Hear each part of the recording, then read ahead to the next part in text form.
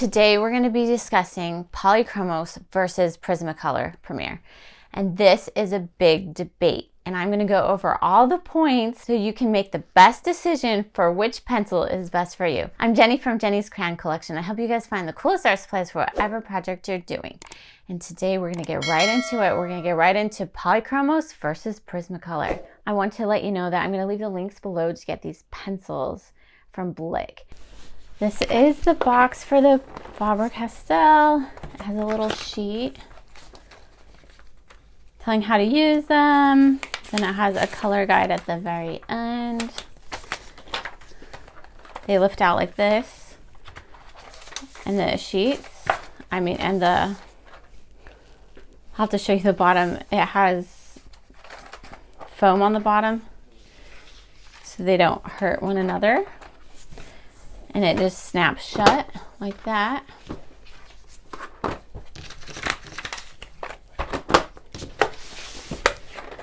Then on the back, we've got a lot of information. We've got high quality acid-free pigments, Lightfastness, soft vibrant color laydown, water resistant and smudge proof, the lead size, they're break resistant, and then all of the colors have their Lightfast rating.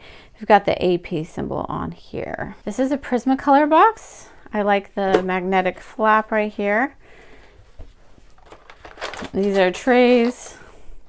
We've got 6 trays total. I feel like, and they don't have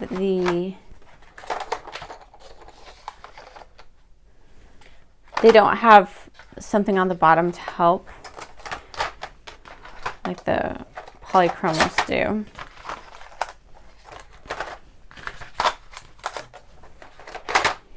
And then they close like that. On the back here, we have artist colored pencils, high quality pigments, soft thick cores, lay down. You know, not a ton of information. What is the main difference between these two pencils? I'll tell you straight up. One is wax-based, one is oil-based. Which one is which? Prismacolor is wax-based, Polychromos is oil-based. What does this mean? Wax-based is cheaper, so what happens is you have your pigment and it has to have some sort of solution to be able to lay down on the paper. Crayons are wax-based also, but they leave a lot more flakes behind. I think it's because they have more wax in them. Colored pencils don't have as much wax in them, but they still have that wax because you have to have that solution to be able to lay it down, because otherwise you would just have straight pigment and that'd be a powder and you wouldn't be able to get it down on the paper. What can happen with wax pencils is you can get this bloom. You can either get it on the pencil if it's been sitting around for a long time, or when you color, you can get a white overlay on it and you can take it off with a tissue, but you still get that with the wax-based pencils. Oil-based pencils tend to be more for the professional artist. And there's a few reasons why, and we'll go into that. Round 1 would go to Prismacolor because they are oil-based. And oil-based, it's a nicer pencil, basically. The second area we're going to compare is Lightfastness between Polychromos and Prismacolor. The really good thing about Polychromos pencils is they have the Lightfast ratings on the pencils. You know exactly what that is. So what is Lightfastness? If you've never heard of Lightfastness, Lightfastness is what will happen if your pencil is under museum conditions for 100 years. Will it last? Now, let me take it a step further. A lot of us put our art in our homes. Lightfastness in our homes is important because we have sun. It's not a museum. We have sun coming in. So if your Lightfastness is a 3 on the Polychromos scale, it will not fade with time. But if it's a 1 on the Polychromos scale, it's more likely to fade. Prismacolor does not put their Lightfastness on their pencils. I had to find a chart that went through and told me their Lightfastness. They go on a 1 to 5 scale. Not the same as the Polychromos, but you can kind of imply what's going on. 85 of their pencils are Lightfast, 65 are not Lightfast, and they have a 3, 4, or 5 rating. And then 99 of the Polychromos are Lightfast. 99 of those, that's a lot. 14 are at the 2-star in between. So that's like 103 that have some sort of Lightfastness to them. Only 2 have a 1-star, just 2. That really tells you right there, if you are using these pencils and you want to put your artwork up in your home, I would pick the Polychromos because they have the Lightfast on them. And you know, otherwise what you're going to have to do is put that Lightfastness. You're going to have to find this chart that I found because it's not in the case when it comes in, and you're going to have to mark it so you know which ones you cannot and cannot use. So round 2 goes to Polychromos. Round 3 is the number of colored pencils. Prismacolor has 150 colored pencils. They also have a lot of extra items. They have erasers in this packet that you see here. They have 2 types of erasers. They have a burnisher, they have ebony, they have a blender pencil. They have so many things to go with their pencils. And it says that the blender improves Lightfastness. I don't know what tests have been done, but that's what they say. There's a lot more extra stuff with the Prismacolor. Round 3, just on sheer pencils alone, goes to Prismacolor. Polychromos has only 120 pencils.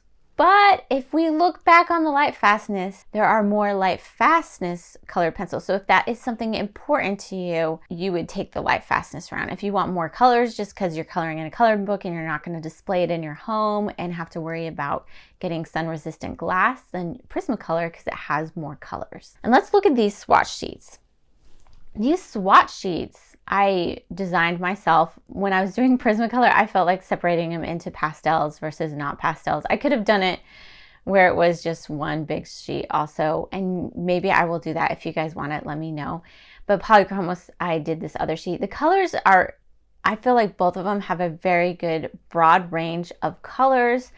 I don't feel like I'm lacking when I'm using the pencils for any colors. So both of them have a really wide range of colors, and you can make other colors with the Polychromos and the Prismacolor. Let's look at the cost of these colored pencils. I'm going on Blick Art Supplies. That's where I got both of these for myself. I bought them for a little cheaper. It will go up. So if you're watching this video like a couple years from now, the pencils will probably have gone up. For 150 Prismacolor, it's $115.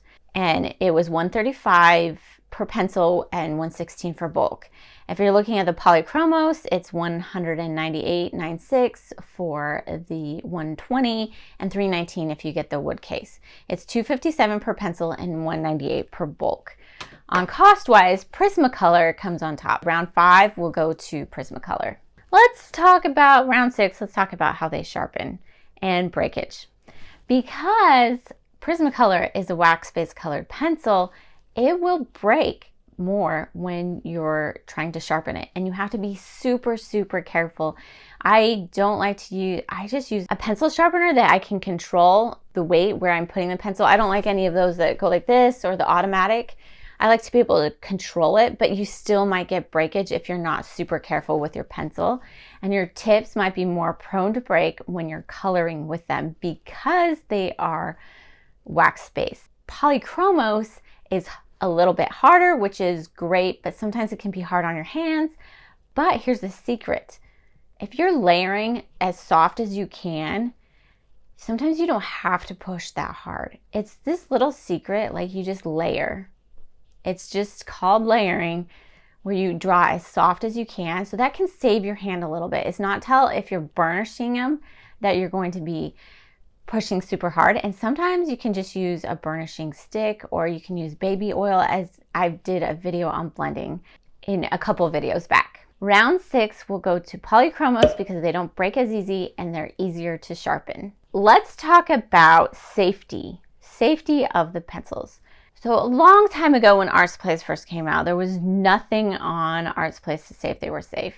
There was no regulations. So because there was nothing to say they were safe, there was presumably nothing to test them against to make sure they were safe. So if you have an old set of crayons or colored pencils and it doesn't have this AP symbol on the back, it is not for sure if those are safe for kids or even for yourself. So now art supplies there are art supplies, then they come, especially paints and such, that are toxic, and they say use in a well-ventilated area, don't use this inside, and they give that warning now, which is great. There's just a slight technicality on these pencils. Polychromos has the AP symbol, which means all of the pencils are safe for children to use and adults to use. Prismacolor has a CL on it. What does that mean? That means that they still have the AP symbol on them, but that means there are some that might be slightly dangerous, if that makes sense. And that is because if you look on the back of the Prismacolor box, the Prismacolors do contain some metal. I feel like that is why the CL is on the back of there. So round 7 will go to Polychromos for ultimate safety. I would still use Prismacolor if you're worried about safety for children. You can take out the metallic so your kids don't use those ones if you're worried about that with them. But for the most part, they're a lot safer than they were 50 years ago before any of these regulations came about. Let's talk about compatibility with other art supplies. I did a video recently with Crayola where I compared their colored pencils, their markers, their super tips, you name it, and crayons. And guess what? None of them really matched. If you want to use Crayola colored pencils and markers together, you either try to find the closest match or you just realize it's not going to be exact and you use it anyway. The only ones that do match in that line are the Colors of the World that they just came out with. I'd love to see for them to do it with everything. The one great thing about Faber-Castell is every line they have will match one another, especially if they're in a series. So Faber-Castell has a blue series, it has a green series, and it has a red series. The green series is for the professional artists. The blue series is for intermediate, and then the red is for like children and such. The green series, everything in the green series will match each other, and I found that they still match the blue series. That's super nice. If you have supplies and you want to mix them together, do some mixed media options. Prismacolor does not have that capability. Right there, they don't match their colors, and a lot of art supply companies don't, and I'm surprised. I feel like Polychromos, Faber-Castell, that's one of the strongest points. They have 3 lines and they make them very distinct, and they're super easy to buy and know which quality you're getting. And you can match them all, which is super nice. Round 8 goes to Polychromos because you can match all the colors and all their supply lines. Rounds 9 and 10 are going to be erasing the colored pencils and blending the colored pencils. Let's look at that. Let's try erasing. We're going to pick 2 colors that are dark and fairly close. I'm going to pick blue violet, violet blue. They're similar enough. What we're going to do down here is we are going to just come in here. So if you press light with the Polychromos, even though it's a harder lead, let's make this a nice.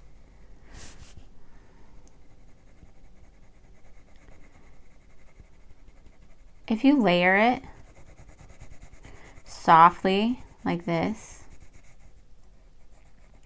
it's not that bad to put down. So we're starting to get our color, especially when you use paper like this that has more tooth to it. You just layer and layer. That's how you get your color, but you don't press down until the very end. We're not going to press down, we're just going to get to the pre-burnishing, fill in all these little holes. Okay, this is our, we will put this is our Polychromos.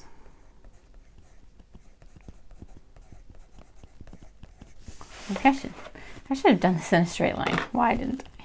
And here is our Prismacolor. Colors are similar, not exact.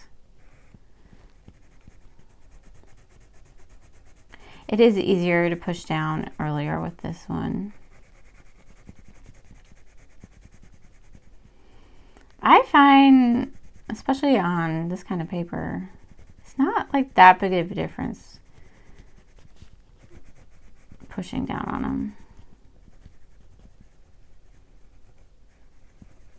Okay.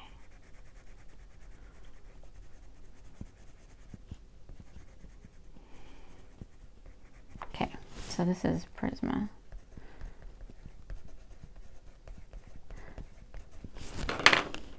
Prismacolor has their own erasers, but I'm going to use my Tombow one. ones. So I have 3 different Tombos, so we'll try them all. So this first part, we're just gonna try taking it away right here. It does a pretty good job, right? Okay, we'll try taking this one away. Same, could be the eraser, right? I feel like they might tie in these areas.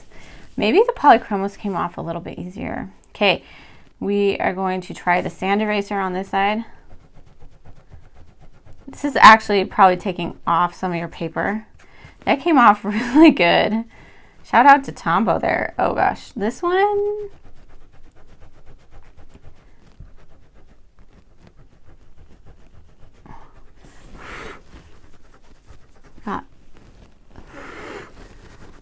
I feel like the Polychromos did better with that eraser. Okay, and then we've got our other eraser right here. I don't know, it's this rubber. It might be the same as this plastic one up here. Okay, that one does a pretty good job. About the same, actually does. Okay, one thing I'm noticing is the wax moves around. I don't know if you're noticing that too, so I'm getting a lot more smudging outside of my lines right there. For erasing, I would say Polychromos wins on this one because I don't get as much smudging as I did with the Prismacolor. I tested these already, the Prismacolor and the Polychromos. I found that the Polychromos was a little bit better than the Prismacolor as far as blending, but at least that was for me. And I have this other chart too where I did it, where I found that I liked the Polychromos just a little better than the Prismacolor for blending. Let's talk about the pencil core size. This is something that I was again surprised that Prismacolor does not put on their website. I found some information that said it might be like 0.05 millimeters, but I'm not sure.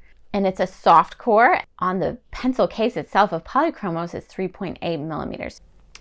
Even though I found online that it said it was thicker, if you look at the actual pencil, it looks like the Polychromos is thicker to me. I would say the Polychromos wins this round. The pencil is a little sturdier and thicker than the Prismacolor.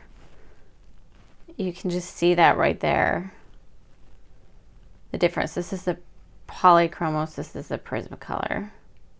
For me, personally, I like both pencils. I like coloring with both pencils. The winner in my book is probably going to be Polychromos for a few reasons.